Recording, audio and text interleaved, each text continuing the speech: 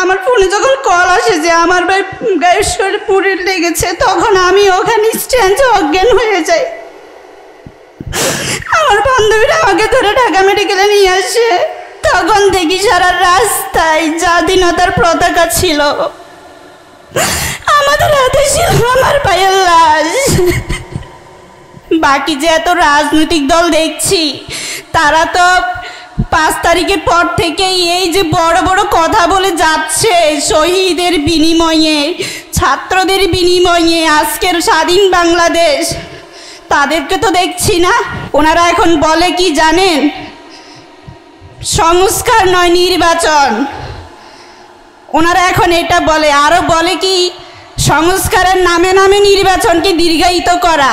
10 থেকে 15 দিন পরে আমাদের বাড়িতে হাজির হয় বাংলাদেশ জামাতে ইসলামের দল। ওনারা আমাদের হাতে 2 লক্ষ টাকা উঠাই দেন, তখনই আমাদের পরিবার দুমুঠো ভাত খাওয়ার মতো স্বস্তি পায়। আমার ভাই ছিল আমাদের পরিবারের একমাত্র বটবৃক্ষের ছায়ার মতো। আমার ফোনে যখন কল আসে যে আমার ভাই গায়ের শরীরে পুড়ে লেগেছে, তখন আমি ওখানে স্ট্যান্ডে অজ্ঞান হয়ে যাই। আমার বান্ধবীরা আমাকে ধরে ঢাকা মেডিকেলে নিয়ে আসে। আমার ভাইয়ের কলেজ ঢাকা মেডিকেলে নিয়ে আসতো, ওনার শরীরে কয়েকটা ছড়াগুলি পড়েছে যাত্রাবাড়ি থেকে। আমার ভাইকে আমরা অনেক চেষ্টা করেছি কিন্তু পারি নাই, 4-5টা বুলেট লেগেছে শরীরে।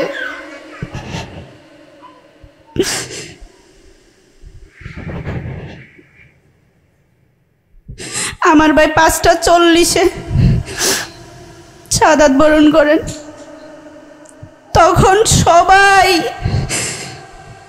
আনন্দের মিছিল করছে, কিন্তু আমরা কি করছি? আমাদের চোখে ছিল অশ্রু। আমার ভাইয়েরা লাশ ছিল আমাদের হাতে। আমরা যখন আমার ভাইকে নিয়ে যাত্রাবাড়িতে যাচ্ছিলাম, তখন দেখি সারা রাস্তায় স্বাধীনতার পতাকা ছিল, আমাদের হাতে ছিল আমার ভাইয়ের লাশ।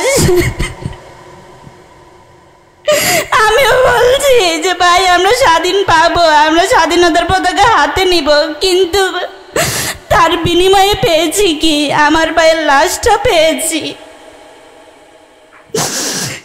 আমার ভাইয়ের পরিবর্তে সেখানে আমিও থাকতে পারতাম, আমার ছোট ভাই থাকতে পারত, কিন্তু আমাদের 2 ভাই বোনের বিপরীতে নিয়েছে আমাদের বৃক্ষকে, যে আমাদের ভাত ব্যবস্থা করতো, আমাদের 3 বেলার ভাতের জোগাড় করত।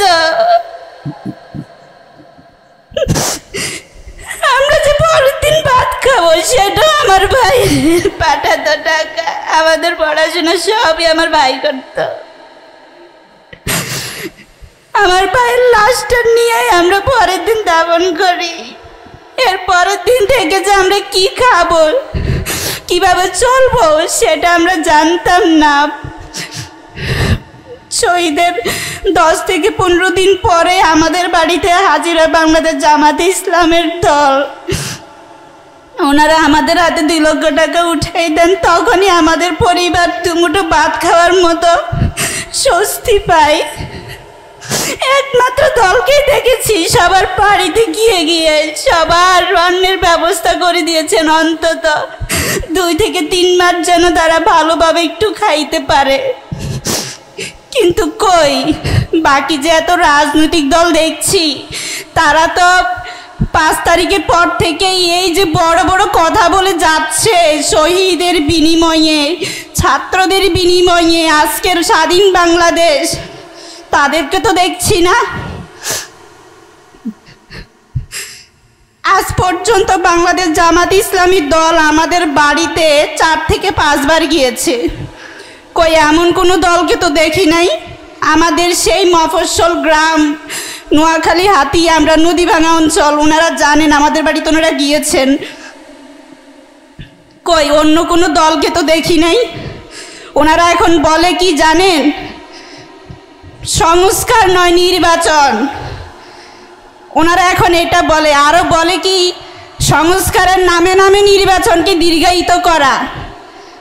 আরে আপনারা নির্বাচন পেতেন কোথায় যদি এই শহীদ যারা হতো না, তাদের তাদের বিচারের কথা তো আপনারা এখন আর বলেন না। তাদের বিচারের কথা বললে বলেন সরকার আছে, কই সরকারও তো এখন কোনো সিদ্ধান্ত নিতে পারছে না। এখনও যে শহীদ যারা হয়েছে তাদের রাষ্ট্রীয় স্বীকৃতি পর্যন্ত আপনারা দিতে চান না। আপনাদের এত বিরোধিতা কিসের তাদেরকে রাষ্ট্রীয় স্বীকৃতি দিতে?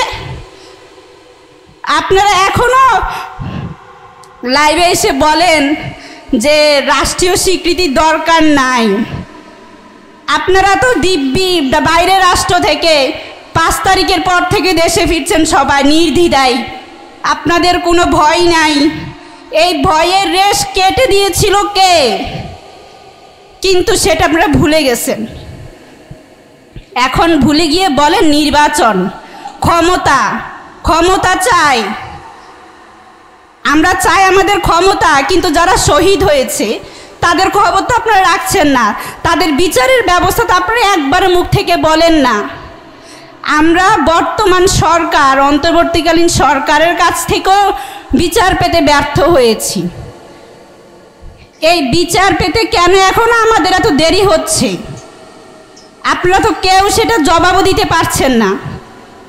আমরা এই বাংলার মাটিতে নির্বাচনের আগে চাই আমাদের শহীদ পরিবারের এবং আহত যারা আছেন তাদের সুচিকিৎসার ব্যবস্থা, আমাদের শহীদ পরিবারের যারা আছেন তাদের সবারই খুনিদের বিচার চাই, এবং আমাদের পুনর্বাসনের অধিকার চাই। এবং আমরা যারা শহীদ পরিবার আছি, যাদের প্রত্যেকটা পরিবারের অন্তত যোগ্যতা অনুযায়ী তাদের সব কিছু বিবেচনা করে আপনারা একটা চাকরির সুব্যবস্থা করে দিতে চাই। কিন্তু না, আপনারা সেই সব বিষয়ে কোনো কর্ণপাতেই করছেন না, আপনারা আপনাদের ক্ষমতা নিয়ে আছেন। তো যাই হোক, আমি অনেক কথাই বললাম। সর্বশেষে যদি এটাই বলি, বর্তমান পর্যন্ত গত জুলাই থেকে আজকের এই জুলাইয়ের 15 তারিখ পর্যন্ত আমাদের সাথে যে দলটিকে আমরা এখনো দেখতে পাচ্ছি, সার্বিকভাবে জামাত ইসলামী দলটাকে আমরা দেখতে পাচ্ছি। ওনাদের সহযোগিতায়, ওনাদের আশ্বাসে আজও আমরা মাথা উঁচু করে দাঁড়িয়ে আছি। আমরা একটা আশ্বাস পাই যে না, পরবর্তীতে আমরা যদি ওনাদেরকে পেয়ে থাকি তাহলে আমাদের সব বিষয়ে সুব্যবস্থা থাকবে এবং আমাদের বিচার নিশ্চিত হবে। আমরা এমন একটা দলকে চাই যে দল বাংলাদেশের সর্বস্তরের জনগণের সকল কিছুর ব্যবস্থা করে দিবে, যাতে কোনো ধরনের গড়িমসি না করে। এবং বর্তমানে আপনারা সবাই চোখ খুলে ভোট দিবেন, অন্ধ চোখে ভোট দিবেন না। অতীতকে ভুলে গিয়ে অতীতের যে ঘটনা আছে সেগুলোকে আপনারা ভুলবেন না, দুঃখিত। ওগুলোকে মাথায় রেখে বর্তমান কোন দলকে নির্বাচন করবেন সেটা অবশ্যই আপনাদের সবার মাথায় রাখা উচিত। সব দিক বিবেচনা করে আমরা আমাদের সহযোগী যে দল আমাদের মাথায় এখনো ছায়া হয়ে আছে সে দলকে আমরা দেখতে চাই। আজও কি আপনারা আমাদের সে রক্তের মূল্য দিতে পেরেছেন? কেউ পারেননি। কিন্তু আমরা এখনো সবাই বলি কি, আমরা জুলাই পরবর্তী স্বাধীন বাংলাদেশে দাঁড়িয়ে আছি। এটা কি আপনারা বলতে পারেন? কিভাবে বলতে পারেন? কিন্তু আমরাই শুধু বলি আমরা শহীদ পরিবার, কষ্টের সাথে বলি, বাট আপনারা বলেন কি আমরা গর্বিত। কিন্তু কেন আপনারা কেন আমাদেরকে গর্বিত বলেন? আমরা তো তার মূল্য পাই নাই। তার মূল্য আপনারা দিতে যেদিন পারবেন সেদিন আপনারা আমাদেরকে গর্বিত বলবেন, আমরা গর্বিত পরিবার। তো যাই হোক, আমি যদি আমার পরিচয় হিসাবে বলি, আমরা 3 ভাই বোন। আমাদের বাড়ি হচ্ছে নোয়াখালী হাতিয়া। আমার বাবা একজন স্ট্রোকের রোগী। আমার বড় ভাই, যিনি আকিস কোম্পানির সেলস ম্যানেজার ছিলেন, যাত্রাবাড়িতেই উনি জব করতেন। আমরা 2 ভাই বোন পড়াশোনা করি। আমার বড় ভাই, যিনি শহীদ হয়েছেন, মোহাম্মদ রিটন আমার ভাই, তার ছোটটা জগন্নাথ ইউনিভার্সিটি থেকে মাস্টার্স কমপ্লিট করেছে 2021 সালে। আমি ইডেনে 4th ইয়ারে অধ্যয়নরত আছি। তো আমার ভাই 2016 সাল থেকে আমাদের পড়াশোনা এবং আমাদের পরিবারের, এবং তার 3টা সন্তান আছে, দুটা ছেলে একটা মেয়ে। এবং আমার বাবা মা সবারই হচ্ছে ভরণ পোষণ, আমাদের পড়ালেখা সব কিছু দায়িত্ব তিনিই বহন করতেন। তো তিনি ঢাকায় সবসময় আমাদের সাথেই আমাদের থাকতেন, আমাদের সহযোগিতা যত ধরনের, নুন কিনতে যদি 1 টাকা লাগতো সেটাও আমার ভাই দিত। আমার বাবার প্রতি মাসে 2000 টাকা করে হার্টের ওষুধ লাগে, সেটাও আমার ভাই দিত। অর্থাৎ আমাদের পরিবারের আপাতমস্তক যা দরকার আমার ভাই ভরণ পোষণ করত। আমার ভাই আমাদের পিছনে টাকা পড়াশোনার জন্য দিতে দিতে অস্থির, বলে যে আমার ভাইয়ের নাম আরিফ, মিজু ভাইয়ের নাম, যে তুই কবে চাকরি পাবি? ভাই বলতো, ভাই এই তো আমি তো অনেক জায়গায় ভাইবা দিচ্ছি, বাট কোয়ালিফাইড তো হচ্ছি না, আমি কি করব? মানে রিটার্ন পর্যন্ত যেই ভাইবা পর্যন্ত গেলেই দেখি হচ্ছে সব বুকিং, সব আগের থেকেই বুকিং থাকে, আমি কি করব? ভাই বলতে যে আমি তো আর পারছি না, তুই একটু সংসারের হালটা ধর, ছোটো বোনের পড়াশোনা, তোর পড়াশোনা, আমি তো আর পারি না। অবশেষে আমরা 24 সালটা পাই, যেটা হচ্ছে আমাদের বৈষম্য বিরোধী ছাত্র আন্দোলন, যেটাতে আমরা 2 ভাই বোন এবং আমার বড় ভাইও অংশগ্রহণ করত, শুধু একটাই কারণে যে শেখ হাসিনা নেমে গেলে আমার 2 ভাই বোন চাকরি পাবে, আমার পরিবারে সচ্ছলতা আসবে। সেই জন্য জুলাই মাসের 1-2 তারিখ থেকেই আমরা আন্দোলনে সক্রিয় অংশগ্রহণ করতাম। ভাই তখন যাত্রাবাড়িতেই, তো আস্তে আস্তে যাত্রাবাড়ির দিকেও কিন্তু আন্দোলনটা হচ্ছে, আপনারা সবাই জানেন।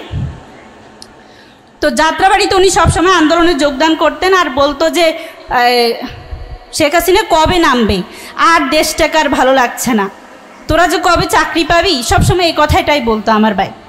তা আমিও চাই দেশটাকে স্বাধীন করতে, তোরা যেন চাকরি পাস, আমার ভাই এটাই সবসময় বলতো। তো আমি ইডেন থেকে সবসময় আমাদের একটা গ্রুপ বের হতো, আমিও হচ্ছে আন্দোলনের সাথে সবসময় সম্পৃক্ত ছিলাম। এবং 4 তারিখ পর্যন্ত শাহবাগ মোড়ে আমরা হচ্ছে অবস্থান করতাম। আপনারা সবাই জানেন ইডেন কলেজের শিক্ষার্থীদেরকে যেভাবে লাঠিচার্জ করা হয়েছে, হাতে পায়ে, মানে বিভিন্নভাবে তাদের উপর টর্চার করা হয়েছে। আমার ভাই 5 তারিখ সকালবেলা আমাকে ফোন করে বলে, তুই কোথায়? আমি বলি আমি তো হচ্ছে শাহবাগের মোড়ের দিকে আছি, আমি সংসদ ভবনের দিকে যাব। পরে বলছে যে বাসা থেকে কেন বেরোছিস, আজকে তো অনেক ভয়াবহ। আমি কি ভাই এতদিন তো গিয়েছি, আজকে না গেলে তো মানে স্বাধীনতার সফল যে হব সেটাই বৃথা যাবে। বলে আচ্ছা ঠিক আছে তুই সেভে থাকিস। বলে যে আরিফ কোথায়? আমি বলি ভাইও তো বের হয়েছে, জানি না ভাইয়া কোথায় আছে। এই বলে আমি বলছি আচ্ছা আপনি সাবধানে থাকবেন, কোনো সমস্যা নাই। দুপুর 1:30 আনুমানিক আমার ভাই হচ্ছে ওনার কলিগকে ফোন করে। আপনারা যদি একটু অনুমতি চাই, একটু কল রেকর্ডটা যদি একটু শোনাই আমি।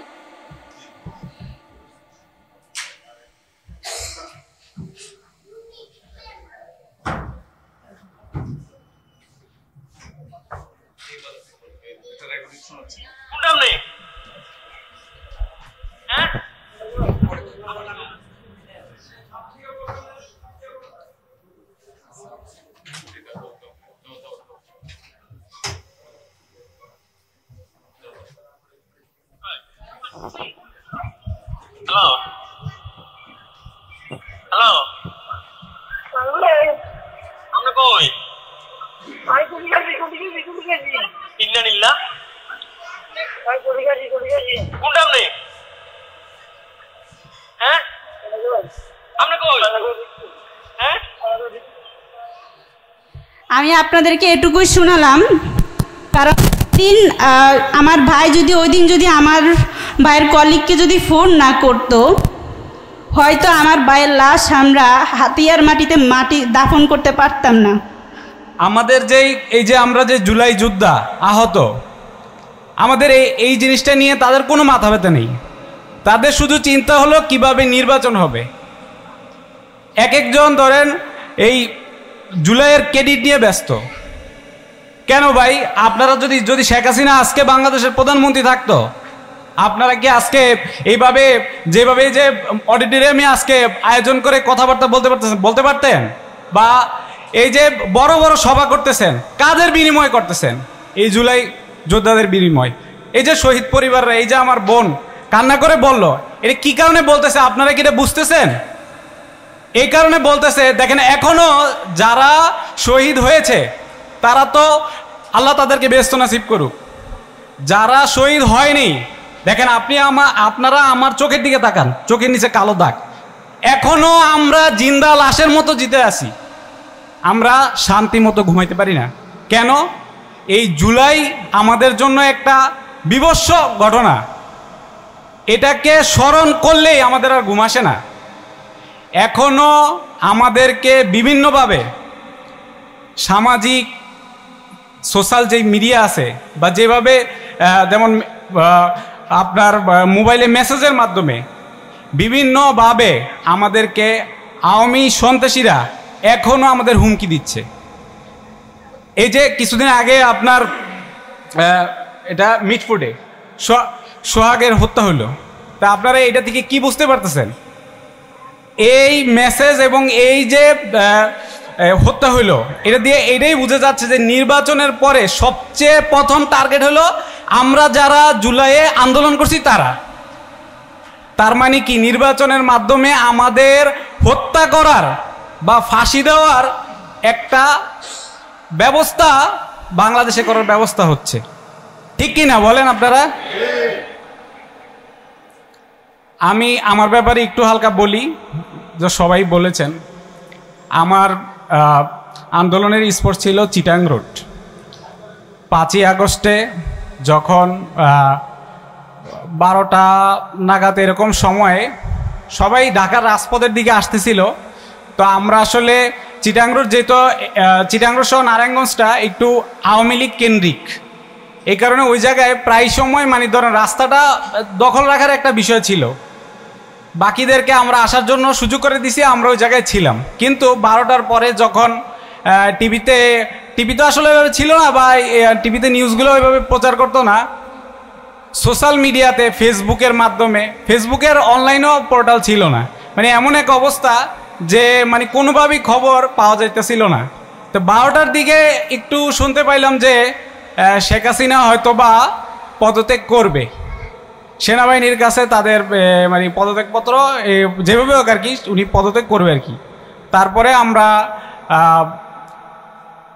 আপনার এই যে যাত্রাবাড়ির দিকে অভিমুখে আমরা আমাদের লক্ষ্য ছিল হলো গণভবন। তো আমরা ওইখানে আসার পথে আমি যখন আপনার 12:30 বা 35 এরকম সময়, ওই যে বোন বলল লিটন ভাইয়ের বোন, কিনা আপনার সঠিক বলেছি? আচ্ছা, তো এই লিটন ভাইও সম্ভবত, আমি মনে হয় সম্ভবত ওনাকে শহীদ হওয়ার পর দেখছি। ওইখানে যখন আমরা আসি তখন আপনার কাজলার যে জায়গাটায় আপনার যে হানি ফ্লাইওভারের যেখান থেকে আপনারা যে বিলগুলো নেয়, বাসগুলো ওঠার নামার সময় যে বিলগুলো নেয়, এখানে ওই সময় স্নাইপার দিয়ে আপনার কিছু গুলি করা হয়।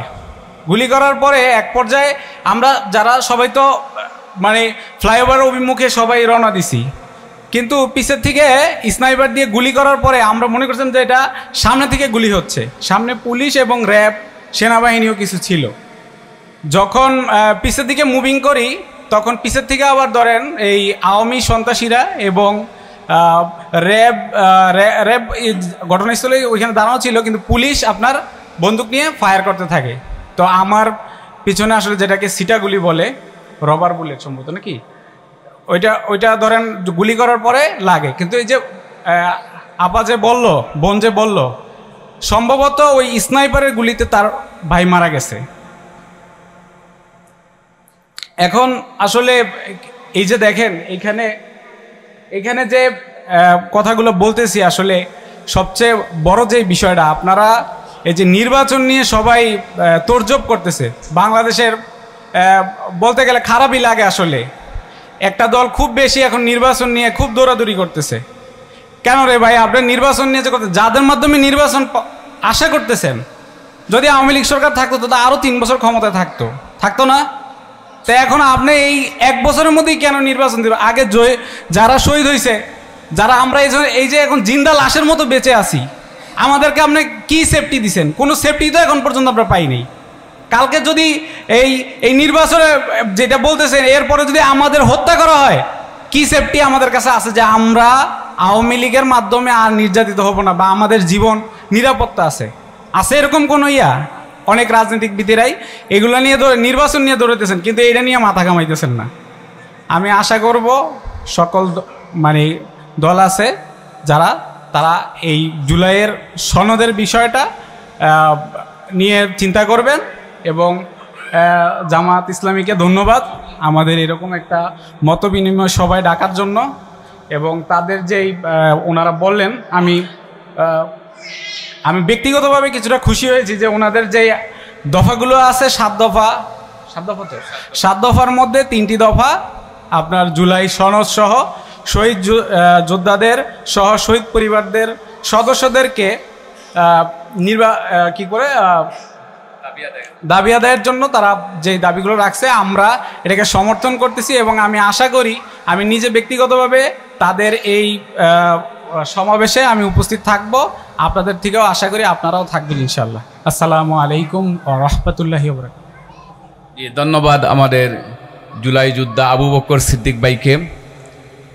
আল্লাহ ওনাকে, উনি এখন আমরা অনেক অসুস্থ আছেন, ওনাকে যেন শিফায়ে আজিলা কামিলা দান করে। সম্মানিত প্রিয় উপস্থিতি সুধীমণ্ডলী সাংবাদিক বন্ধুগণ, অনেক শহীদ পরিবার কথা বলার আগ্রহ নিয়ে এসেছিলেন, কিন্তু আমাদেরকে এখন বলছেন যেন মাইকের সামনে দাঁড়িয়ে কথা বলার মতো সেই ভাষা তাদের নাই।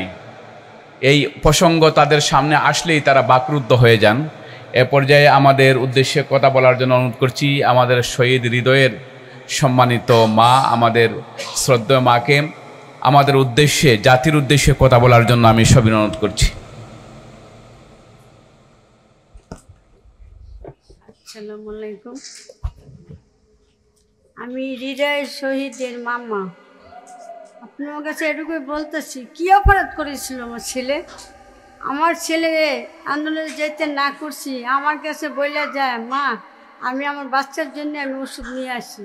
ওষুধ আনতে যাই আমার ছেলে জানি রায়েরবাগ থানার সামনে গুলি খেয়েছে, আমরা বলতে পারি না।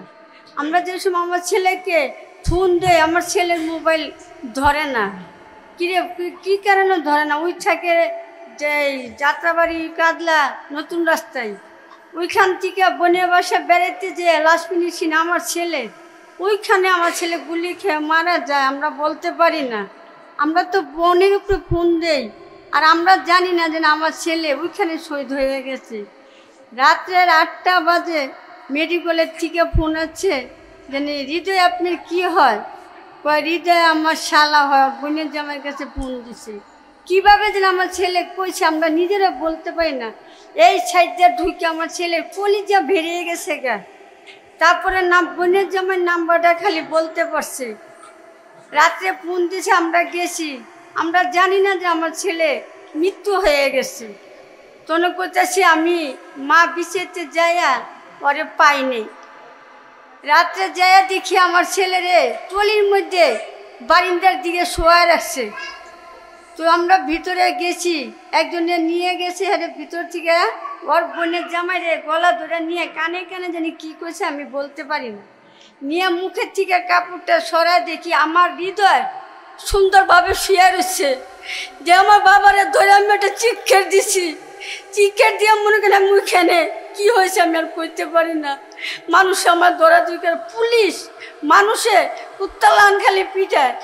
লাস্টে উনকার লোকেরা করতেছে, ভাই আপনার তাড়াতাড়ি মেডিকেলের গাড়ি ঠিক করেন। লাস্টে মেডিকেলের গাড়ি ঠিক করে আমার ছেলেকে নিয়েছে, কোনো কাগজপত্র কিচ্ছু আনতে পারি নাই। শুধু খালি আমার ছেলের বুকের মধ্যে ব্যান্ডেজ পাইছি আর হাতের মধ্যে স্যালাইন পাইছি।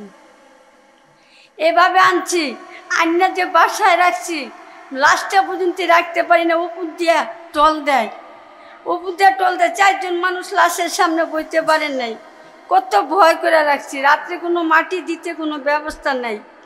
লাস্টে ওইখানকার মানুষ ধইরা এই মালতল মেডিকেলে মালতল কবরস্থানে এলাম মাটি দিই। আজকে যদি একটা ছেলের কোনো বাপ নাই, ছেলের কোনো একটা ভাই নাই, 4টা বোন, আমার ছেলে একজনই, ওর ঘরে 2টা ছেলে আছে। একটা নাতি ছুঁয়ে গেছে 4.5 বছরের, আর একটা আছে 3.5 মাসের। 3.5 মাসের বাচ্চার ওষুধের কথা কয়ে আমার হৃদয় ঘর থেকে বেরিয়েছে। আমার হৃদয় মামি না, আমি যাবো না আন্দোলনে। মামিকে না বাবা, দিনকাল ভালো না, যাও না। এই ছেলে আমার সব সংসার ভরণ পোষক সব কিছু আমার ছেলে করছে। আমার ছেলে এমনি একটা কর্মী, মনে করেন ছাটার মিস্ত্রি, ওই ছাটারে কাজ করে মারে বউ পোলাপান ঘর ভাড়া দিয়ে চালাইছে। এখন আমার কোনো মাথার উপরে কোনো বট গাছ নেই। আমি নিজে আমার ছেলে মরার পরে আমার এই শরীরে আমার বউকে নাতিকে নিয়ে আমি কাজ করে পর্যন্ত খেয়েছি, কাজের উপরে রয়েছি না। আমার সংসার কে চালাইবো? ছোট বাচ্চা, বউ কাজ করে না। এখন তো আমার নাতি দুইটা তো আমার দেখতে হবে, তাই জন্য আমি রাস্তায় নেমে আমার নাতিগুলিকে আমি কাজ করছি। আমার ছেলে ছাড়তে আমি রাস্তায় কাজ করি নাই। কে সকাল 8টায় বাইরেতাম, রাইতে 9টা 10টা ঘরে আইতাম। আমার হৃদয়কে নাই ঘরে, আমার কে দেখবো? আমার নাতি দুটারে কে পালবো?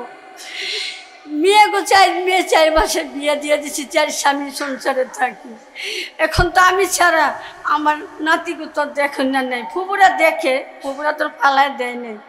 তারপরে আরো পরের সংসার আছে। যদি জামাত ইসলামরা যদি আমার পাশে না থাকতো আমাদের, তা আমরা কোনো দিন পাইছি জামাতের থেকে, আগে আমরা পেয়েছি জামাতের থেকে পাইয়াই আজকে নাইনাটুকু ডাক্তার সব দেখাইতে পারছি। না রে, আমি আর কিছু বলতে পারি না। আমার বাবার জন্য আমি রাইতে রাইতে আমার ঘুম নাই, আমার রাত ভরে আমার ঘুমো থাকি। শুধু আমার ছেলে, আরও একটা ছেলে যদি থাকতো ততটা বুকে মারে টাইনা নিবে। এখন আমার কে টাইনা নিবে? নাতিরা কারা বাবা করবো? বাবা কি আর ছেলেরা পাইব? আসসালামু আলাইকুম। আমি আর কোনো কথা বলতে পারি না। আলহামদুলিল্লাহ, আমাদের মাকে আমরা আশ্বস্ত করতে চাই জামাত ইসলামী আপনার পাশে ছিল, আসতে থাকবে ইনশাআল্লাহ। আপনার সন্তানকে আমরা দিতে পারবো না ইনশাআল্লাহ, কিন্তু আমরা আপনার সন্তান হয়ে লক্ষ লক্ষ সন্তান আপনার পাশে আজীবন আমরা থাকবো ইনশাআল্লাহ। সম্মানিত উপস্থিতি, এ পর্যায়ে আমাদের উদ্দেশ্যে কথা বলার জন্য আমি সবিনয় অনুরোধ করছি আজকের প্রোগ্রামের সম্মানিত বিশেষ অতিথি, বাংলাদেশ জামাত ইসলামী কেন্দ্রীয় কর্ম পরিষদের অন্যতম সদস্য, ঢাকা মহানগরী দক্ষিণের সংগ্রামী নায়েবে আমির, ঢাকা 8 আসনের গণমানুষের নেতা, বাংলাদেশ জামাত ইসলামী কর্তৃক সংসদ সদস্য পদপ্রার্থী, ঢাকা 8 আসনের মাটি এবং মানুষের নেতা জননেতা অ্যাডভোকেট হেলাল উদ্দিন। কথা নিয়ে আসছেন জননেতা অ্যাডভোকেট হেলাল উদ্দিন। বাংলাদেশ জামাত ইসলামী কেন্দ্রীয় নির্বাহী পরিষদের অন্যতম সদস্য, ঢাকা মহানগরী দক্ষিণের সংগ্রামী সভাপতি আমির, বাংলাদেশ ইসলামী ছাত্র শিবিরের সাবেক কেন্দ্রীয় সভাপতি জননেতা জনাব নুরুল ইসলাম বুলবুল, সম্মানিত সঞ্চালক, নেতৃবৃন্দ, সুধীমণ্ডলী, সাংবাদিক বন্ধুগণ, শহীদ পরিবারের সম্মানিত সদস্যবৃন্দ, আসসালামু আলাইকুম রহমতুল্লাহি ওয়া বারাকাতুহু। আমি শুরুতেই জুলাই আগস্ট বিপ্লবে যে সকল ছাত্র জনতা তাদের জীবনের অমূল্য সম্পদ দেশের জন্য দান করেছেন, তাদের আল্লাহ রাব্বুল আলামিন যেন শহীদ হিসেবে কবুল করেন সেই দোয়া করছি। আহত এবং পুঙ্গ ভাইদের জন্য দোয়া কামনা করছি, আল্লাহ যেন তাদেরকে সুস্থতা দান করেন এবং তাদের রিজিকের ব্যবস্থা করে দেন। সম্মানিত ভাই এবং বন্ধুগণ, আমাদের প্রধান অতিথি গুরুত্বপূর্ণ কথা বলবেন। আমি সংক্ষেপে যে কথাটি বলতে চাই, আজকে যাদের ত্যাগের বিনিময়ে আমরা এই সুন্দর পরিবেশ পেলাম, কথা বলার অধিকার ফিরে পেলাম, সভা সমাবেশের অধিকার ফিরে পেলাম এবং আগামী দিনে ভোটের স্বপ্ন দেখছি, আমরা সেই সকল শহীদ এবং আহত ভাইদেরকে আমরা 1 বছরের মধ্যেই অনেক ভুলে গেছি। এটা আমরা জাতি হিসাবে অত্যন্ত দুঃখজনক এবং কলঙ্কজনক একটা ঘটনা আমরা ঘটাচ্ছি। সম্মানিত ভাই এবং বন্ধুগণ, আমাদের সর্বপ্রথমে যেটা করা দরকার ছিল, এই জুলাই আগস্টে যারা শহীদ হয়েছেন তাদের পুনর্বাসন করা এবং যারা আহত পঙ্গু হয়েছেন তাদের চিকিৎসার সুব্যবস্থা করা। এই বিষয়টা করা দরকার ছিল হলো সরকারের, কিন্তু সরকার তাদের সামর্থ্য আছে কিন্তু তাদের প্রয়োগ নাই, তাদের বিশৃঙ্খলা, তাদের সমন্বিত উদ্যোগের অভাব, তাদের এই মন্ত্রণালয় একটার সাথে আরেকটার সংযোগ নেই, যে কারণে তারা এই কাজটা করতে ব্যর্থ হয়েছে। সম্মানিত ভাই এবং বন্ধুগণ, বাংলাদেশে আমরা এখনও সরকার সবগুলো শহীদ পরিবারে গেছে কিনা আমার সন্দেহ আছে। সকল শহীদ পরিবারে তারা এখনও যেতে পারেন নাই কেন? তাদের ডিসি আছে, তাদের এসপি আছে, তাদের টিওনো আছে, তাহলে কোন সমস্যার কারণে তারা শহীদ পরিবার যেতে পারলো না? এখনও কেন শহীদ পরিবার, সরকার যে ঘোষণা করেছে 5 লক্ষ টাকা দিবেন, এখনও সকল শহীদ পরিবার সেই টাকা পান নাই। ওনাদের কাছে শহীদ পরিবারকে আসতে হবে। কেন তাদেরকে আসতে হবে? তারা তো দেশের জন্য জীবন দিয়েছে, তাদের পরিবার কেন আসবে? আপনার সরকারের কর্মচারী কর্মকর্তারা শহীদ পরিবারে গিয়ে তাদেরকে নিয়ে আসবে। এইটুকু সম্মান যদি আমরা না দিতে পারি, তাহলে শহীদ পরিবারের কি সম্মান থাকলো? সংগ্রামী ভাই এবং বন্ধুগণ, বাংলাদেশ জামাত ইসলামী একটি সংগঠন, একটি দল। বাংলাদেশের তেঁতুলিয়া থেকে টেকনাফ পর্যন্ত প্রতিটি শহীদ পরিবারে যদি যাইতে পারে, তাহলে সরকার কেন পারবে না?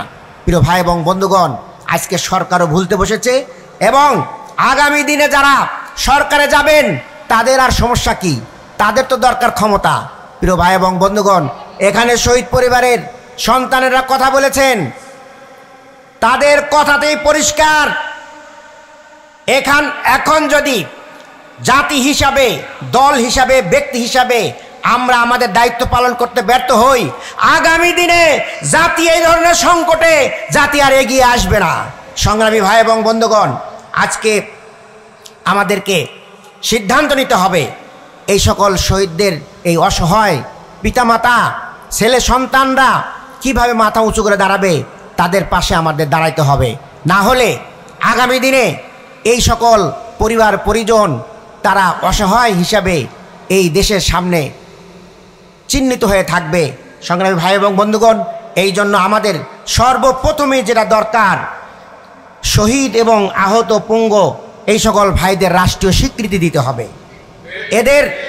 এদের সকল দায় দায়িত্ব এই সরকারকেই নিতে হবে।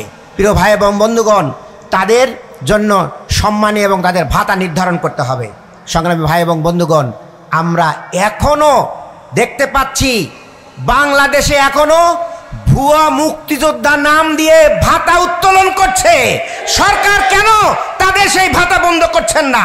সংগ্রামী ভাই এবং বন্ধুগণ, আমরা আজকের সমাবেশ থেকে বলতে চাই, এই সকল যারা 2 নাম্বারি বা বিভিন্ন ছল চাতুরির মাধ্যমে ভুয়া সার্টিফিকেট দিয়ে তারা এই সকল ভাতা নিচ্ছেন, তাদের অবিলম্বে এটা বন্ধ করে আমাদের এই জুলাই যোদ্ধা যারা শহীদ হয়েছেন, যারা আহত পঙ্গু, তাদের জন্য ভাতা নির্ধারণ করতে হবে। তাদের চিকিৎসা এবং মেডিকেলের সুবিধা দিতে হবে। তাদের সন্তান, তাদের পরিবারের সদস্যদেরকে উচ্চশিক্ষার ব্যবস্থা করতে হবে। উচ্চশিক্ষায় তাদের টিউশন ফি মওকুফ করতে হবে এবং তাদের শিক্ষাবৃত্তি প্রদান করতে হবে। সংগ্রামী ভাই এবং বন্ধুগণ, তাদের চিকিৎসার সুবিধা দিতে হবে। সরকারি মেডিকেল থেকে শুরু করে সকল মেডিকেলে তাদের জন্য বিনা ফিতে চিকিৎসা করা হয় এবং তাদের যেন সম্মান এবং মর্যাদা দেওয়া হয়, সেই বিষয়গুলো আমাদের নিশ্চিত করতে হবে। প্রিয় ভাই এবং বন্ধুগণ, পাশাপাশি বাংলাদেশ জামাত ইসলামী যে 7 দফা দাবি দিয়েছে, সবগুলো জনগণের দাবি। এখানে আমরা এই 7 দফা আমরা পুনর্ব্যক্ত করতে চাই, যে যারা প্রবাসী আছেন তাদের ভোটের অধিকার নিশ্চিত করতে হবে। আমরা শুধু বলবো রেমিটেন্স যোদ্ধা, কিন্তু তাদের কোনো অধিকার থাকবে না, এটা হতে পারে না। প্রিয় ভাই এবং বন্ধুগণ, জুলাই আগস্টে তারা দেশের বাইরে আন্দোলনে অংশ নেওয়ার কারণে তাদের চাকরি চলে গিয়েছে, তারা জেলে গিয়েছেন। এই ধরনের যারা দুঃসময় ভূমিকা রেখেছেন এবং যারা দেশের রেমিটেন্স যোগান দেন, তাদের অবশ্যই ভোটের ব্যবস্থা নিশ্চিত করতে হবে। প্রিয় ভাই এবং বন্ধুগণ, সংস্কার নিশ্চিত করতে হবে। বিচার নিশ্চিত করার মাধ্যমে আমরা আগামী দিনের আমরা সুষ্ঠু নির্বাচন দাবি করছি এবং সুষ্ঠু নির্বাচনের মাধ্যমে একটি গণতান্ত্রিক দেশ যেন গঠিত হয়, গণতান্ত্রিকভাবে দেশ পরিচালিত হয় এবং চাঁদাবাজ মুক্ত এবং দুর্নীতিমুক্ত বাংলাদেশ যখন গঠন হয়, ন্যায় ইনসাফ এবং কোনো ধরনের বৈষম্য যেন না থাকে, সেই ধরনের বাংলাদেশ গঠন করার উদাত্ত আহ্বান জানিয়ে আমি আমার বক্তব্য এখানে শেষ করছি। আল্লাহ হাফেজ। বাংলাদেশ জিন্দাবাদ। বাংলাদেশ জামাত ইসলামী জিন্দাবাদ। আসসালামু আলাইকুম ওয়া রাহমাতুল্লাহি ওয়া বারাকাতুহু। সম্মানিত উপস্থিতি, প্রিয় সুধীমণ্ডলী, এ পর্যায়ে আমাদের উদ্দেশ্যে প্রধান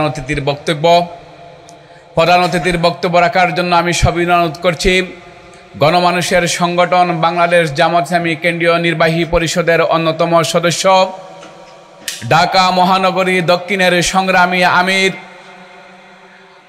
জুলাই আগস্টের অগ্রসৈনিক ইসলামী ছাত্র শিবিরের সম্মানিত সাবেক কেন্দ্রীয় সভাপতি জননেতা জনাব নুরুল ইসলাম বুলবুল। বক্তব্য নিয়ে আসছেন জননেতা জনাব নুরুল ইসলাম বুলবুল।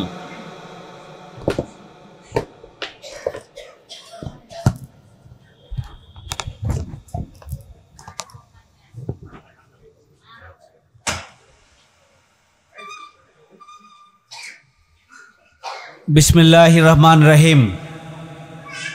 বাংলাদেশ জামাত ইসলামী ঢাকা মহানগরী দক্ষিণের পল্টন, মতিঝিল, রমনা, শাহবাগ এ অঞ্চলের শহীদ পরিবার এবং যারা আহত হয়েছিলেন জুলাই আগস্ট বিপ্লবের বর্ষপূর্তি উপলক্ষে শহীদ পরিবার এবং আহতদের সাথে মত বিনিময় সভার সম্মানিত সভাপতি বাংলাদেশ জামাত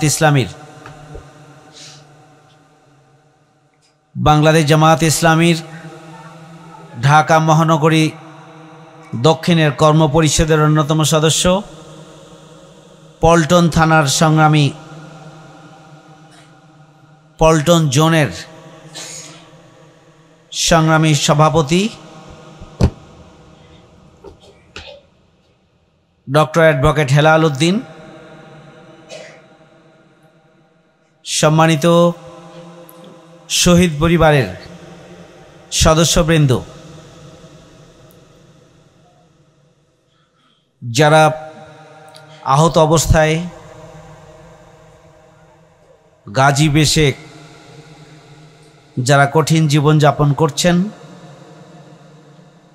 সেই সমস্ত ক্ষতিগ্রস্ত আহত ভাইয়েরা, সাংবাদিক বন্ধুগণ, সমবেত সুধীমণ্ডলী এবং উপস্থিত আমাদের মহানগরীর এবং থানাসমূহের নেতৃবৃন্দ, আসসালামু আলাইকুম ওয়া রাহমাতুল্লাহি ওয়া বারাকাতুহু। আমাদের সম্মানিত নেতৃবৃন্দ বক্তব্য রেখেছেন। মূলত আজকে আমরা শহীদ পরিবারের গর্বিত সদস্য, এই নতুন বাংলাদেশ এনে দেওয়ার ক্ষেত্রে যারা নিজেদের বুকের তাজা রক্ত বিলিয়ে দিয়ে নিজের জীবনকে উৎসর্গ করেছেন,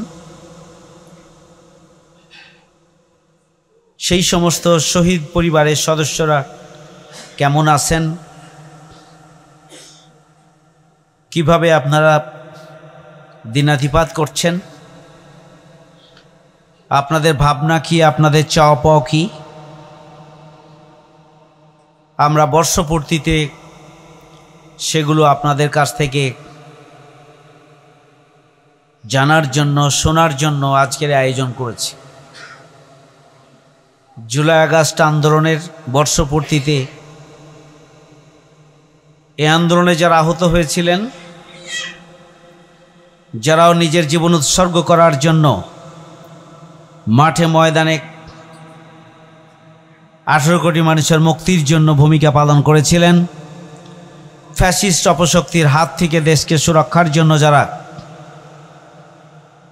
রাজপথে লড়াকু সৈনিকের মতো করে অগ্রণী ভূমিকা রেখেছিলেন, আমরা আজকের এই বর্ষপূর্তি অনুষ্ঠানে মূলত তাদের কাছ থেকেও এক বছরে তাদের সার্বিক অনুভূতি, তাদের সার্বিক খোঁজখবর নেয়া এবং এদেশের জন্য, জনগণের জন্য, জামাত ইসলামীর জন্য তাদের পরামর্শ কি, তারা কি ভাবছেন, সেগুলো জানার জন্য, বোঝার জন্যই মূলত আমরা এই আয়োজন করেছি। এই বর্ষপূর্তিতে মাসব্যাপী আমরা বহুমুখী কর্মসূচি গ্রহণ করেছি। ঢাকা মহানগরীর দক্ষিণেরই শুধুমাত্র 7টি স্থানে আমরা এই ধরনের 7টি মত বিনিময় সভার আয়োজন করেছি শহীদ পরিবারের সদস্যদের নিয়ে এবং আহত যারা তাদেরকে নিয়ে। আমরা তাদের কথা শুনছি, আমরা তাদের বক্তব্য শুনছি, আমরা তাদের অনুভূতি উপলব্ধি করছি, তাদের কষ্ট আমরা হৃদয়ে অনুভব করছি, তাদের ভাবনা আমরা উপলব্ধি করার চেষ্টা করছি। আমাদের জন্য তাদের পরামর্শ, সরকারের জন্য তাদের পরামর্শ, রাজনৈতিক দলগুলোর জন্য তাদের পরামর্শ আমরা শুনছি। আমরা বিস্মিত হয়েছি যে আমাদের এই সমস্ত প্রোগ্রামগুলোতে যে সমস্ত শহীদ পরিবার আসছেন, যে সমস্ত আহত ভাইরা আসছেন, তাদের অধিকাংশই তারা খুবই পরিষ্কারভাবে বলেছেন একমাত্র দল বাংলাদেশ জামাত ইসলামীর পক্ষ থেকেই আমাদের খোঁজ খবর রাখা হয়, রাখা হচ্ছে। একমাত্র রাজনৈতিক দল হিসাবে বাংলাদেশ জামাত ইসলামী শহীদ পরিবারগুলোর পাশে দাঁড়িয়েছে এবং আহতদের পাশে দাঁড়ানোর জন্য চেষ্টা করেছে একমাত্র জামাত ইসলামী। আমরা বিস্মিত হয়েছি এজন্যই যে জামাত ইসলামী একটা রাজনৈতিক দল হিসাবে জুলাই আগস্ট গণ অভ্যুত্থানে যারা জীবন দিয়েছেন, যারা নিজের তাজা রক্ত ঢেলে দিয়েছেন, দেশকে মুক্ত করার জন্য যারা আহত হয়েছিলেন, শহীদ পরিবারের সদস্যরা যারা আহত হয়েছেন, তারা হচ্ছে আমাদের এই জাতির সম্পদ, এ রাষ্ট্রের সম্পদ, 18 কোটি মানুষের সম্পদ। তাদের প্রতি দায়িত্ব যেমনিভাবে সরকারের রয়েছে, ঠিক তেমনিভাবে যেই সমস্ত রাজনৈতিক দল মানুষের কল্যাণে রাজনীতি করেন, মানুষের মুক্তির জন্য রাজনীতি করেন,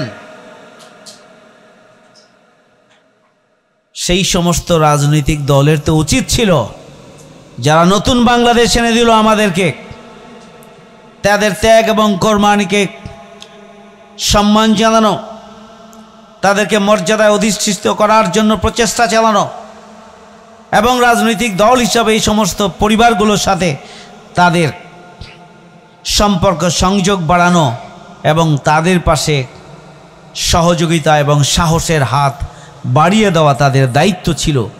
কিন্তু আমরা বিস্মিত হলাম কোনো রাজনৈতিক দলই এই মৌলিক এবং গুরুত্বপূর্ণ দায়িত্বটি পালন করে না এবং করছে না। দুর্ভাগ্যজনক।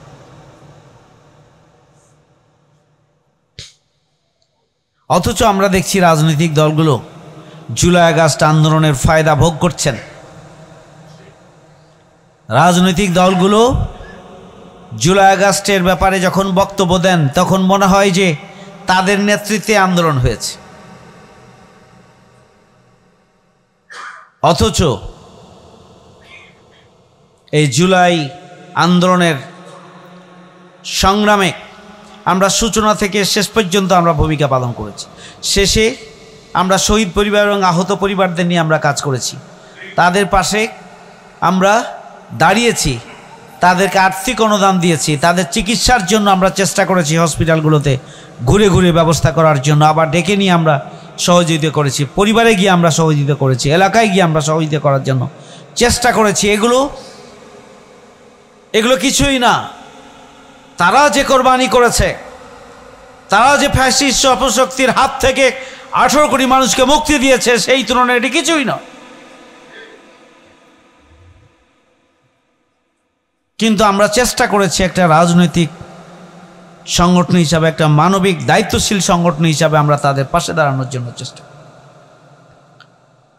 আপনারা খুশি হবেন শুনলে ঢাকা মহানগরী দক্ষিণ সহ বিভিন্ন জায়গায় শহীদ পরিবারের ছোট্ট বাচ্চা অভিভাবকহীন অবস্থায় ইয়াতিম হয়ে গেছে, এমন বাচ্চাদেরও লেখাপড়া যেন বন্ধ না হয় এই জন্য আমিরে জামাতের পক্ষ থেকে সেই নির্দেশনা দেওয়া হয়েছে আমাদের খোঁজ খবর রাখার জন্য।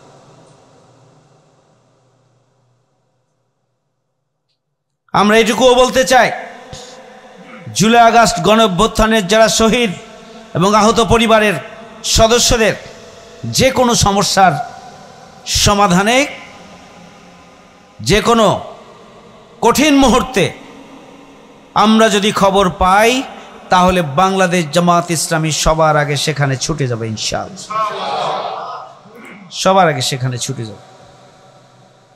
আমরা এটা অন্তর থেকে অনুভব করি, আমরা এটি আমাদের দায়িত্ব বলে মনে করি। আমরা সেই দায়িত্ববোধের জায়গা থেকেই আমরা শহীদ পরিবার এবং আহতদের পাশে দাঁড়িয়েছি। আপনারা নিশ্চয় শুনেছেন যে বাংলাদেশ জামাত ইসলামীর আমিরে জামাতের পক্ষ থেকে ইতিমধ্যেই শহীদদের ইতিহাস সংবলিত 10 খণ্ডের 2500 পৃষ্ঠার বইয়ের মোড়ক উন্মোচন করা হয়েছে এবং এই 10 খণ্ডের যে খণ্ডে আপনাদের পরিবারের শহীদ রয়েছেন সেই খণ্ডটি আপনার কাছে পৌঁছানোর জন্য আমরা ব্যবস্থা করেছি। কারো কাছে যদি এখনো পৌঁছে না থাকে তাহলে আপনার সংশ্লিষ্ট থানার দায়িত্বশীলদেরকে জানাবেন, এটা আমরা পৌঁছে দিই। শহীদদের ইতিহাস আমরা সংরক্ষণ করেছি। বলেন, কোন রাজনৈতিক দলকে দূরের কথা, সরকার কি এই ধরনের পদক্ষেপ নিতে পেরেছে? সরকার এই ধরনের পদক্ষেপ গ্রহণ করতে পারেনি। আরও 2টি খণ্ড, যাদের নাম প্রথম 10 খণ্ড, পরে আরও যা নাম পেয়েছিলাম আমরা সেই নামগুলো দিয়ে আরও 2টি খণ্ড হয়েছে এবং এগুলোকে ইংরেজি করা হয়েছে, এগুলোকে আরবিক করা হয়েছে, যাতে করে জুলাই আগস্টের আন্দোলনকে কেউ বিকৃত করতে না পারে ইতিহাস, এবং গোটা বিশ্বময় যেন বাংলাদেশের এই গৌরব উজ্জ্বল ইতিহাসের জীবনদানের প্রাণ উৎসর্গ করার এই ঘটনাগুলো যেন চিরভাস্বর হয়ে থেকে যায় এবং বিশ্বব্যাপী ছড়িয়ে পড়ে, সেই পদক্ষেপ আমরা গ্রহণ করেছি। বিগত 2024 সালের জুলাই আগস্ট যে গণঅভ্যুত্থান, এই গণঅভ্যুত্থান শুধু বাংলাদেশের জন্যই নজিরবিহীন গণঅভ্যুত্থান নয়, বরং এই গণঅভ্যুত্থান হচ্ছে আগামী দিনের ভবিষ্যৎ পৃথিবীর জন্য দেশে দেশে ফ্যাসিস্ট অপশক্তির জন্য শিক্ষা, আর ফ্যাসিস্ট অপশক্তির হাত থেকে মজলুম জনতার মুক্তির জন্য কিভাবে জীবন দিতে হয়, কিভাবে নিজেদের জীবনকে উৎসর্গ করতে হয়, সেই নতুন ইতিহাসের ধারা তৈরি করেছে বাংলাদেশ জুলাই আগস্টের গণ অভ্যুত্থান।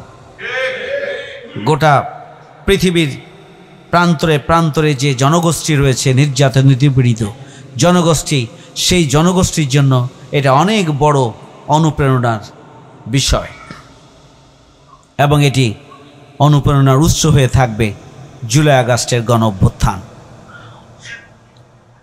সম্মানিত উপস্থিতি, বাংলাদেশ জামাত ইসলামী আমরা বারবার বলে আসছি, শহীদ পরিবারের পুনর্বাসন করতে হবে, আহতদেরকে পুনর্বাসনের উদ্যোগ গ্রহণ করতে হবে। একটা রাষ্ট্র, একটু আগে আপনারা শুনেছিলেন, খুবই দুর্ভাগ্যজনক, আমাদের সরকার বাহাদুর কি পারতেন না যে একটা প্রোগ্রাম শহীদ পরিবারের 2000 শহীদের সদস্যদেরকে তারা চীন মৈত্রী সম্মেলনে ডেকে নিয়ে রাষ্ট্রের উদ্যোগে তাদের কাছে এই ধরনের একটি মত বিনিময় সভার আয়োজন করে তাদের বক্তব্যগুলো শুনে তাদের হাতে জুলাই ফাউন্ডেশনের চেক হস্তান্তর করে দিতে পারতেন নাকি একসাথে? পারতেন না? আমরা শুনছি সরকার মাসিক ভাতা দেওয়ার জন্য সিদ্ধান্ত গ্রহণ করেছে। 1 বছর হয়ে গেল, জুলাই মাস চলে এসেছে, আমরা শুনেছি সরকার জুলাই মাস থেকে ভাতা দেওয়া শুরু করবেন। জুলাই মাস থেকে কি শহীদ পরিবারের ভাতা পৌঁছানো শুরু হয়েছে? হয় নাই। তাহলে সরকার কি করে? যাদের রক্ত এবং জীবনের বিনিময়ে নতুন বাংলাদেশ পেয়েছি আমরা, যাদের রক্ত এবং জীবনের বিনিময়ে আজকে আপনারা দেশ পরিচালনার দায়িত্ব পেয়েছেন, সবার আগে দায়িত্ব ছিল অগ্রাধিকারের ভিত্তিতে শহীদ পরিবারকে সম্মানিত করা, মর্যাদায় অধিষ্ঠিত করা, রাষ্ট্রীয় পদক দেয়া এবং তাদের আত্মকর্মসংস্থানের জন্য ব্যবস্থা গ্রহণ করা। সবার আগে শহীদদের হাতে রাষ্ট্রের পক্ষ থেকে আর্থিক অনুদান তুলে দেওয়ার ব্যবস্থা গ্রহণ করা দরকার ছিল। একইভাবে যারা গাজী হয়ে চোখ হারিয়ে, পা হারিয়ে, হাত হারিয়ে, পঙ্গুত্ব বরণ করে যারা কষ্টের জীবনযাপন করছেন, এই সমস্ত আহত এবং গাজীদের প্রতি সম্মান এবং মর্যাদার স্বাক্ষর হিসাবে তাদেরকে রাষ্ট্রীয় স্বীকৃতি দেওয়া উচিত ছিল। তাদেরকে কিভাবে তারা সংসার পরিচালনা করবেন, অধিকাংশই সেই সংসারের উপার্জনক্ষম ব্যক্তি, তাহলে তারা কিভাবে সংসার পরিচালনা করবেন সেই ব্যাপারে সরকারের পক্ষ থেকে পদক্ষেপ গ্রহণ করা। রাষ্ট্রীয় উপাধি যারা হতো তাদেরকে সরকারের পক্ষ থেকে দেয়া প্রয়োজন ছিল।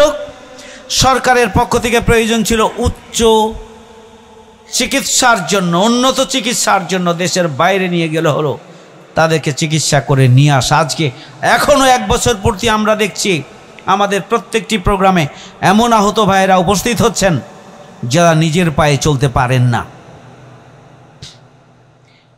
যারা এখনো নিজের পায়ে চলতে পারেন না, যাদেরকে ভর দিয়ে চলতে হয়, যাদেরকে ক্র্যাচ নিয়ে চলতে হয়, যাদের চোখ নেই, পা নেই, হাত নেই, যাদের ঘা এখনো শুকায়নি।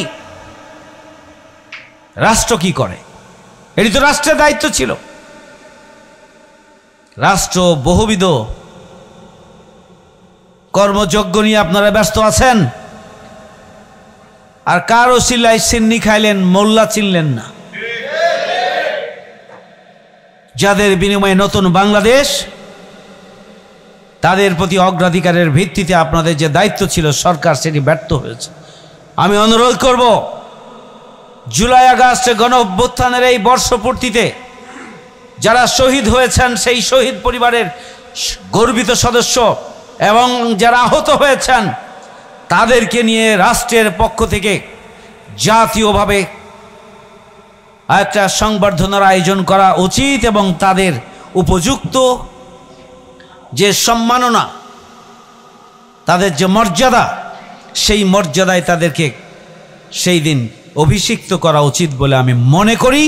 এই বর্ষপূর্তি অনুষ্ঠান, এই ধরনের একটি অনুষ্ঠানের প্রয়োজন ছিল, কিন্তু দুর্ভাগ্যজনক হলো সত্য, বহু অনুষ্ঠানের আয়োজন করেছেন আপনারা, সরকার বাহাদুর, কিন্তু আপনারা শহীদ পরিবার এবং আহতদেরকে সম্মানিত করার জন্য, তাদের কথা শোনার জন্য, তাদের রাষ্ট্রীয় মর্যাদা অধিষ্ঠিত করার জন্য, তাদের সমস্যা শোনার জন্য এবং তাদেরকে সম্মানিত করার জন্য আপনারা একত্রে করার কোনো ধরনের মিলন মেলা করার কোনো পদক্ষেপ আপনারা গ্রহণ করেননি। এটি গ্রহণযোগ্য হতে পারে না। আমি সরকারকে অনুরোধ করব এই ধরনের একটি আয়োজন করা এবং একযোগে শহীদ এবং আহতদেরকে সম্মানিত করা এবং রাষ্ট্রীয় মর্যাদায় অভিষিক্ত করার জন্য ঘোষণা দেওয়া উচিত। সম্মানিত সাংবাদিক বন্ধুগণ, আমরা এই ধরনের আয়োজন আজকে নতুন না, আমরা চিনমৈত্রী সম্মেলনে আয়োজন করেছি। ঢাকার সমস্ত শহীদদের নিয়ে আমরা চিনমৈত্রী সম্মেলন আয়োজন করেছি। এখানে আপনারা নিশ্চয় উপস্থিত হয়েছিলেন, শহীদ পরিবারের সদস্যরা।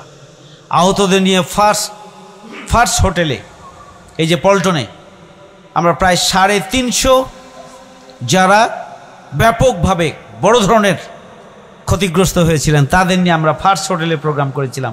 আমিরি জামাত সেখানে উপস্থিত ছিলেন। রমজান মাসে একদম যাদের ক্র্যাচ নিয়ে চলতে হয় এবং ব্যাপকভাবে ক্ষতিগ্রস্ত এমন 100 জন আহতদেরকে একত্রিত করে প্রতি আহতদের জন্য চিকিৎসার জন্য আমরা একটা অ্যামাউন্ট সেদিন তুলে দিয়েছিলাম।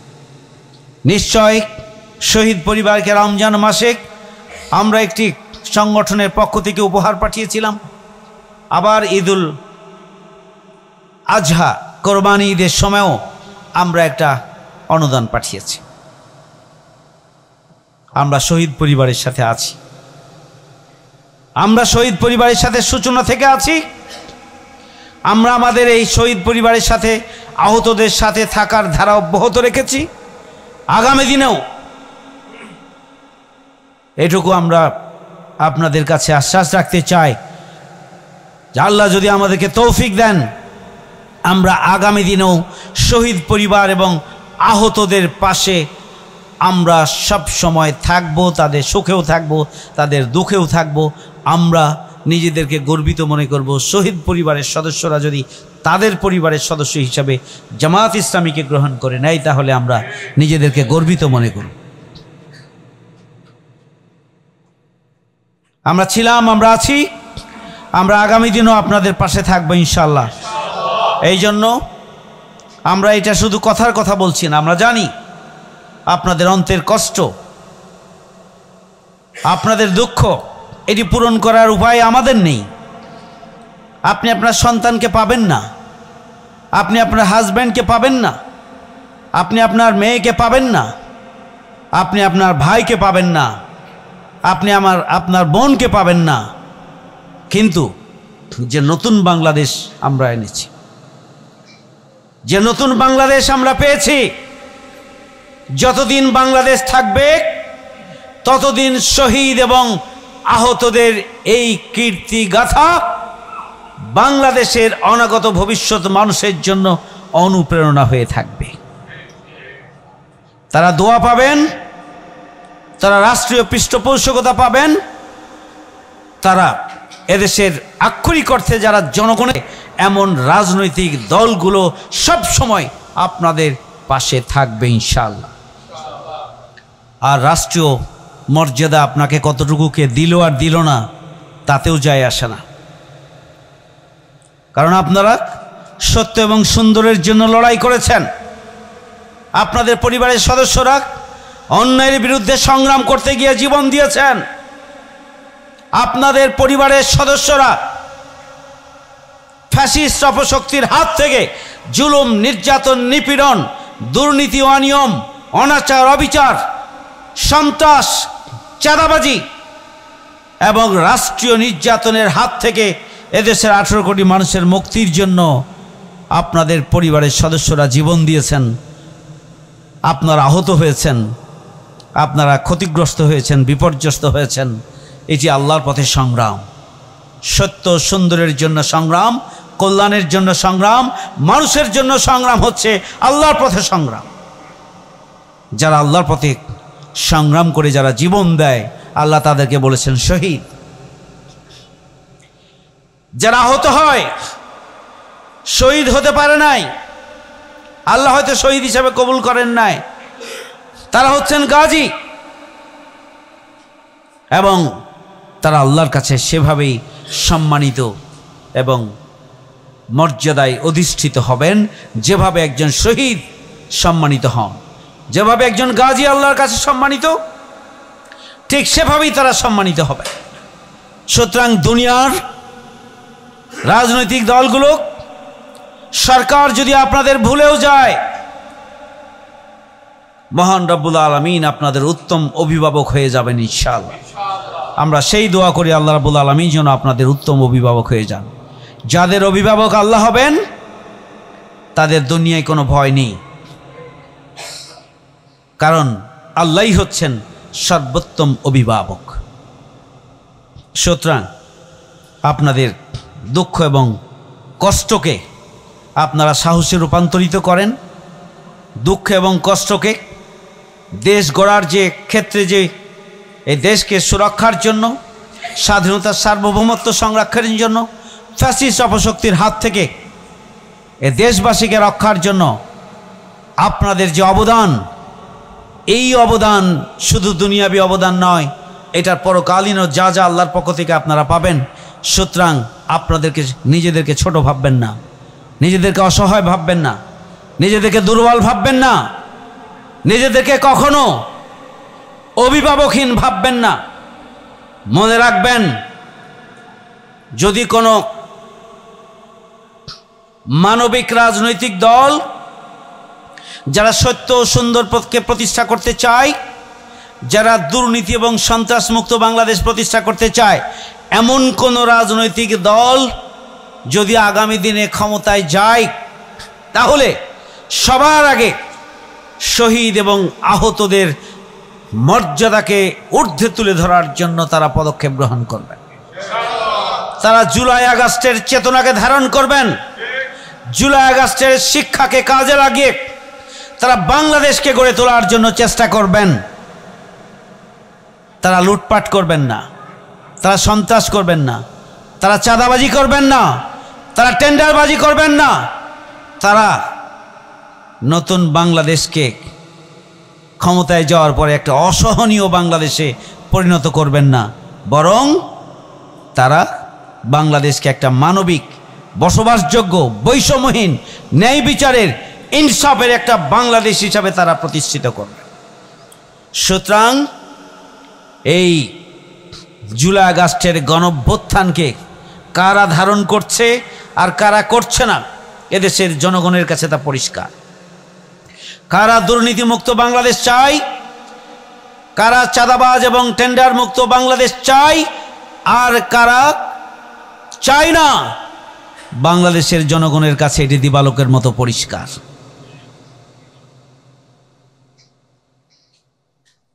সংগ্রামী ভাই বন্ধুগণ, সম্মানিত শহীদ পরিবারের সদস্যবৃন্দ, আহত ভাইয়েরা, আমি আপনাদের কাছে অনুরোধ জানাতে চাই, আপনাদের যে দাবি হচ্ছে জনগণের দাবি, জামায়াত ইসলামী হচ্ছে সেই দাবিও আমাদের।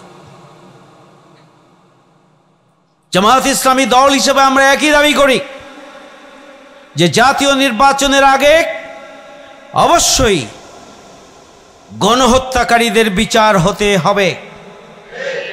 জাতীয় নির্বাচনের আগে অবশ্যই নির্বাচন ব্যবস্থা সহ রাষ্ট্র সংস্কার হতে হবে। যেন তেনভাবে নির্বাচন হবে আর ক্ষমতায় গিয়ে আবারও ফ্যাসিস্ট কায়দায় দেশকে ভিন্ন দিকে নিয়ে যাবেন, বসবাসের অযোগ্য একটি রাষ্ট্রে পরিণত করবেন, এমন কোন নির্বাচনে দেশের জনগণ চায় না, শহীদ পরিবার চায় না, জামায়াত ইসলামী চায় না, আহতরাও এই ধরনের বাংলাদেশ চায় না।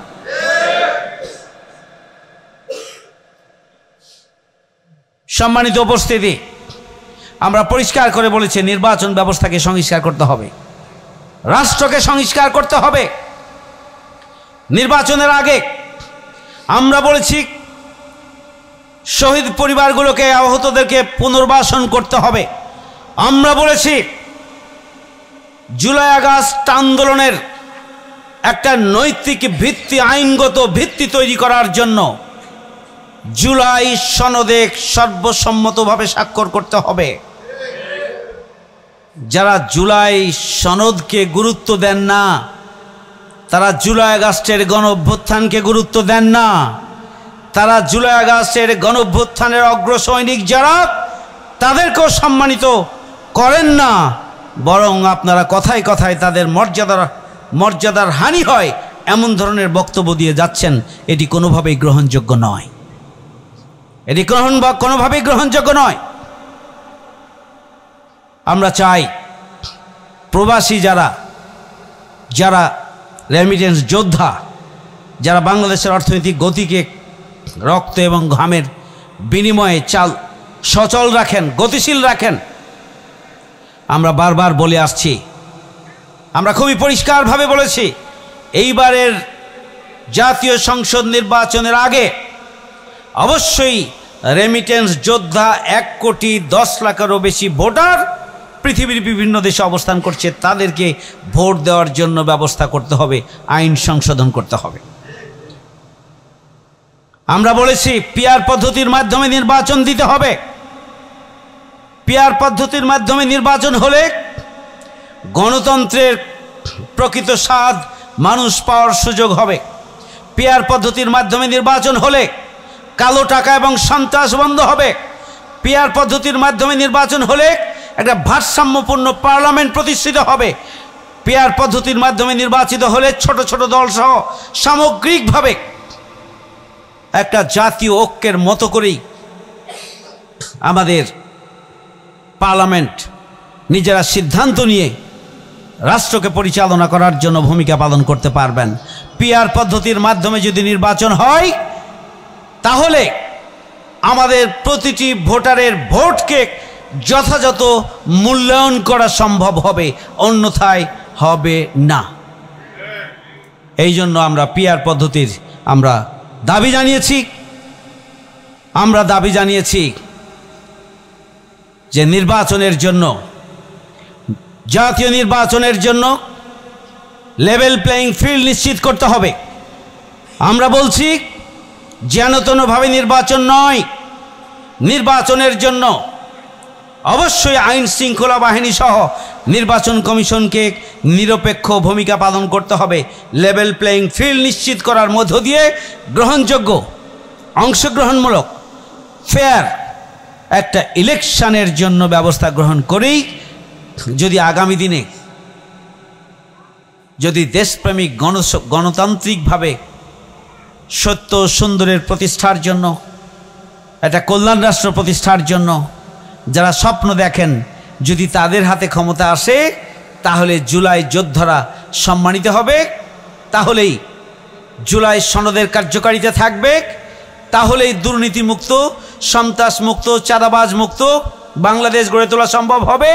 আর তাহলেই ন্যায় বিচার এবং ইনসাফের বৈষম্যহীন বাংলাদেশ প্রতিষ্ঠা সম্ভব হবে, এবং তাহলেই সুখী, সমৃদ্ধশালী, প্রশান্তির একটা মানবিক বাংলাদেশ প্রতিষ্ঠা করা সম্ভব হবে।